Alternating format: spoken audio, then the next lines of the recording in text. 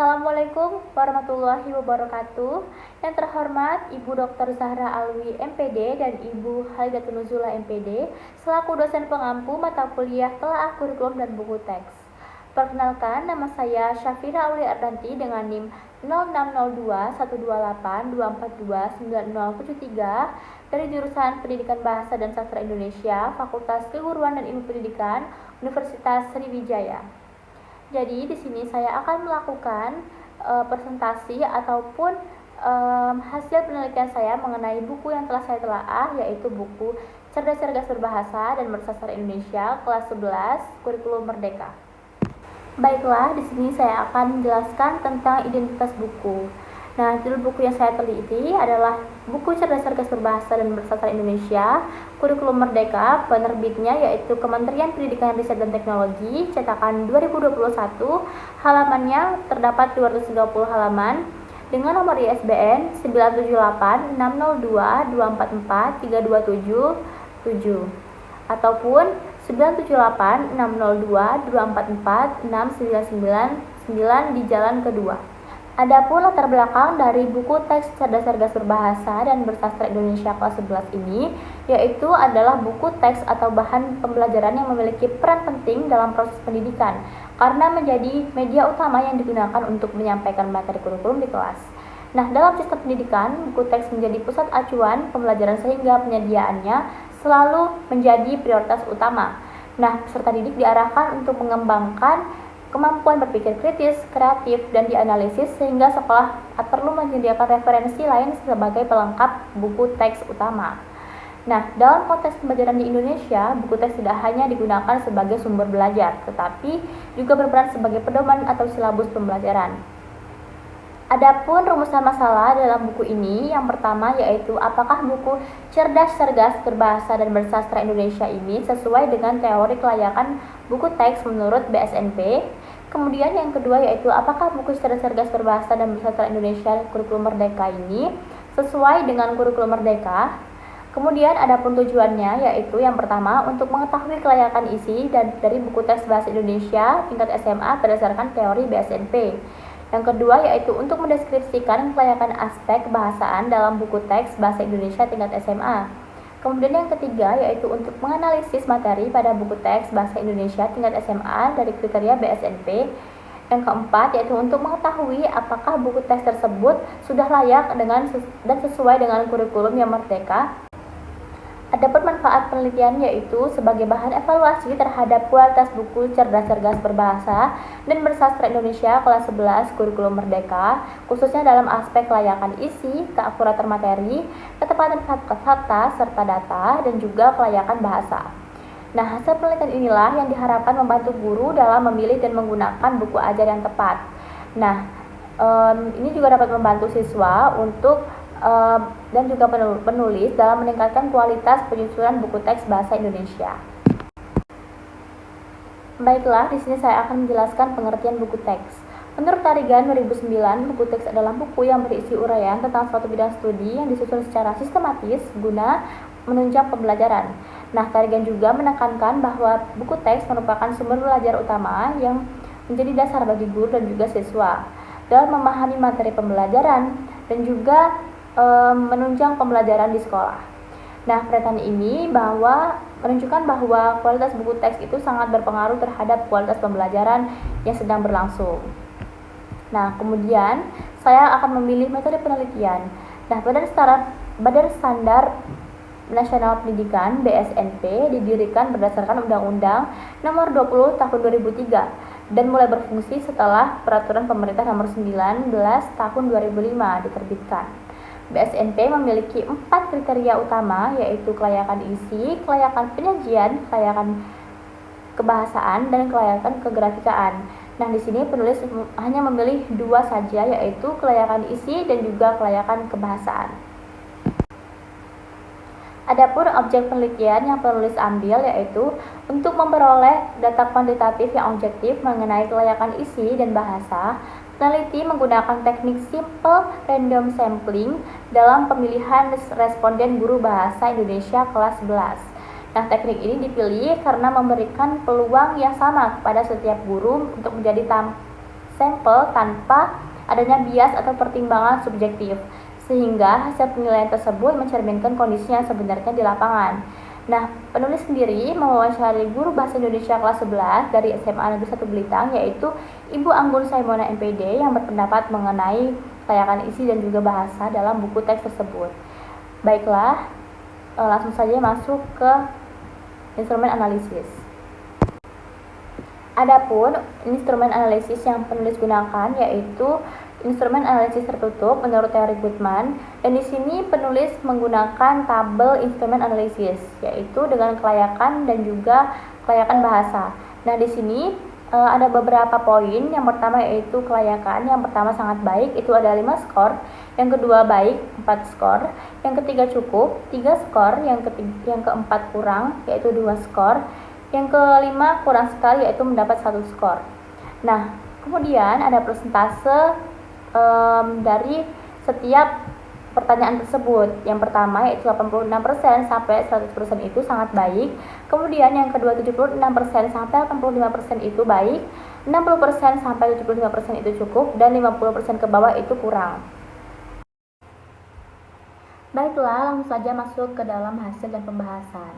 Nah, di sini saya menggunakan instrumen analisis, yaitu instrumen analisis Goodman menggunakan analisis tertutup. Nah, di sini saya mewawancarai seorang guru SMA Negeri 1 Belitang, yaitu Ibu Anggun Saimona MPD, yang berpendapat mengenai buku Cerdas Berbahasa dan Bersastra Indonesia kelas 11. Nah, di sini saya mengajukan beberapa pertanyaan tertutup. Yang pertama yaitu, apakah cakupan materi dalam buku ini sudah sesuai dengan capaian pembelajaran kurikulum Merdeka untuk kelas 11?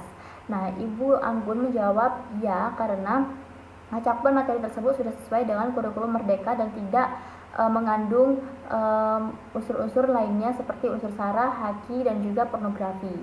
Nah, yang kedua, apakah materi yang disajikan itu sesuai dengan KI dan KD?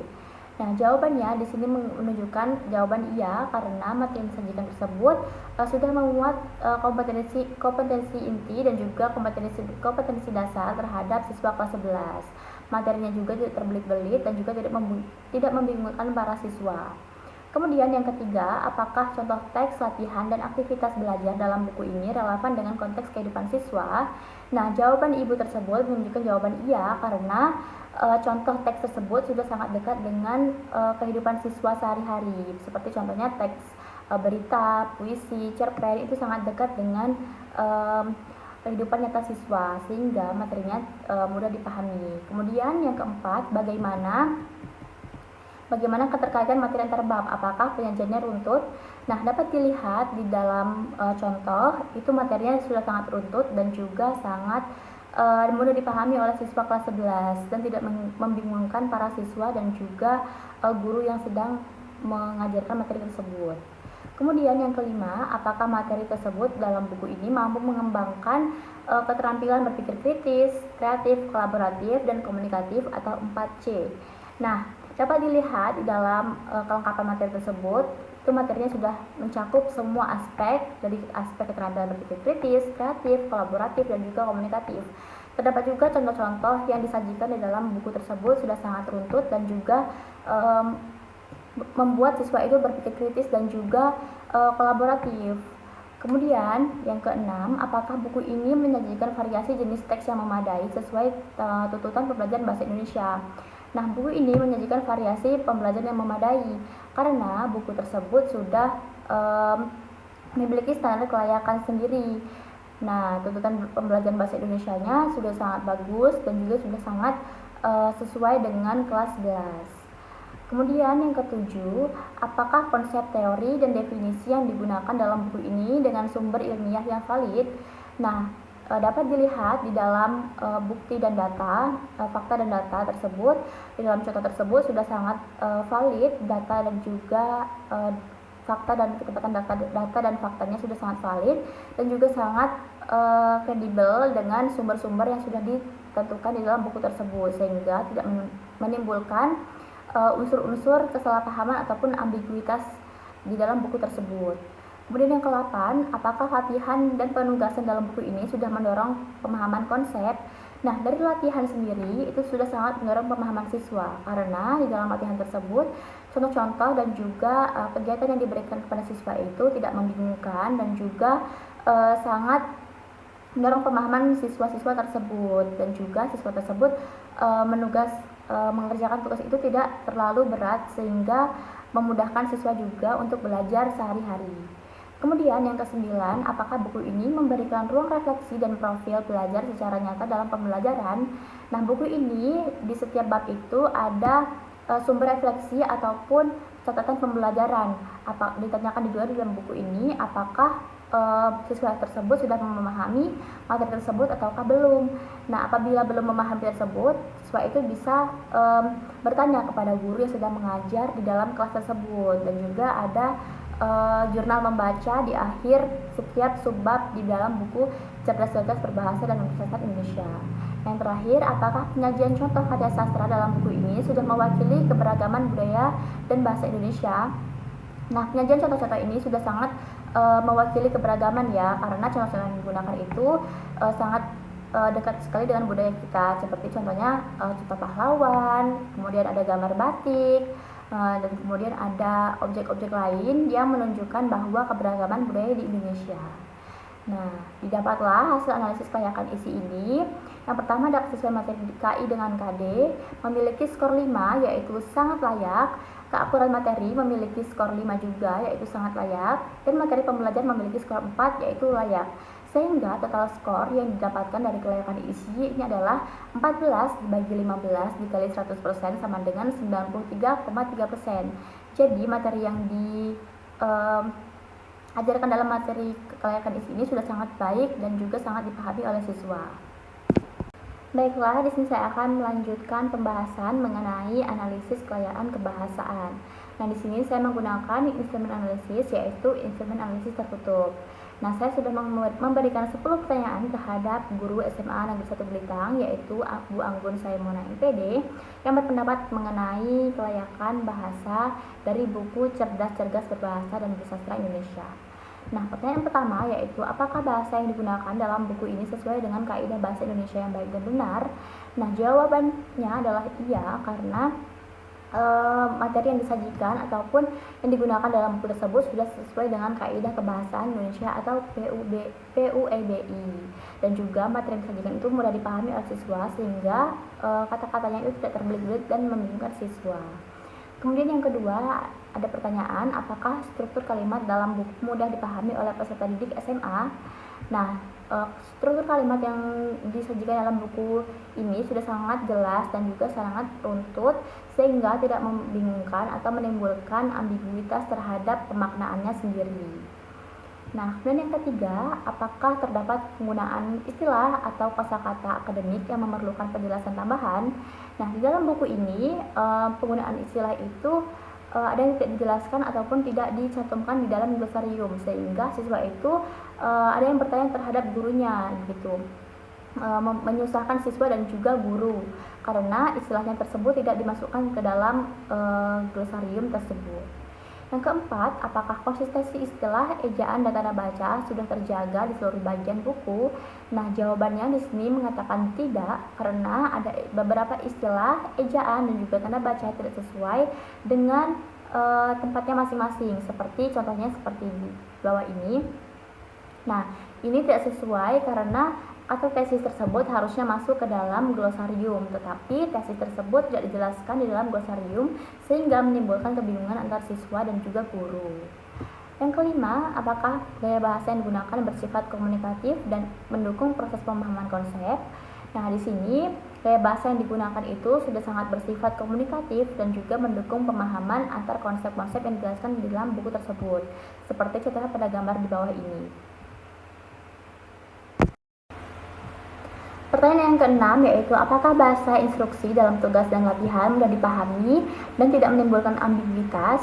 Nah, di sini bahasa instruksi dalam tugas itu sudah sangat jelas dan juga runtut, sehingga contoh dan juga konsep-konsep yang dijelaskan terhadap buku tersebut kepada siswa sudah sangat jelas dan juga mudah dipahami, sehingga siswa tidak kesulitan dalam kegiatan belajar dan juga pembelajaran.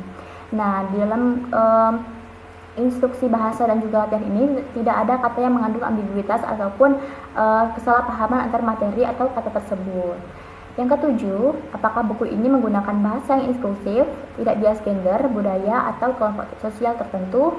Nah, buku ini tidak menggunakan bahasa yang inklusif, tidak bias gender, budaya, ataupun kelompok sosial, karena di dalam buku tersebut sudah terdapat contoh-contoh ataupun nilai-nilai budaya yang terkandung dalam buku tersebut, seperti contohnya di bawah ini ya. Nah, di dalam contoh tersebut ada gambar pahlawan, ada gambar poster, dan juga ada gambar objek laut yang menunjukkan bahwa buku yang digunakan itu tidak mengandung bias ataupun unsur budaya dan juga gender. Nah, yang ke-8, apakah penyajian paragraf dan penjelasan sudah tersusun secara logis dan koheren? Nah, dapat dilihat di dalam kitab buku ini sudah sangat sesuai dengan penyajian paragraf dan juga sudah sangat jelas penjelasannya karena runtut penjelasannya terhadap subbab-subbab yang dijelaskan tersebut. Nah, koherensi ini juga sudah sangat sesuai dengan kebutuhan siswa kelas 11. Nah, nomor 9, apakah terdapat bagian dalam buku yang menurut Ibu perlu perbaikan dari aspek kebahasaan?